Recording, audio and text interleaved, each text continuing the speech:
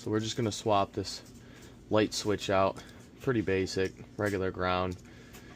2 gold screws, interchangeable, single pole light switch. It's got a little flicker in it. It's kind of messed up. We're literally just gonna swap it out. $2 at your local Home Depot. So we just popped off the faceplate.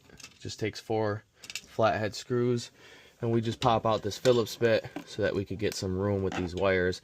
I used my voltage tester to just make sure it's not live. I turned the breaker off just so I'm not shocking myself.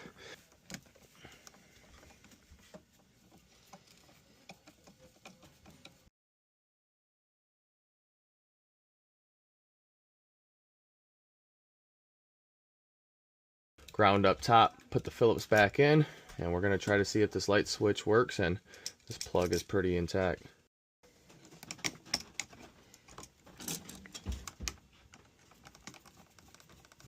So we're going to tighten these down, but got the breaker back on. We're going to see if this works. We don't have any play. It's on and off.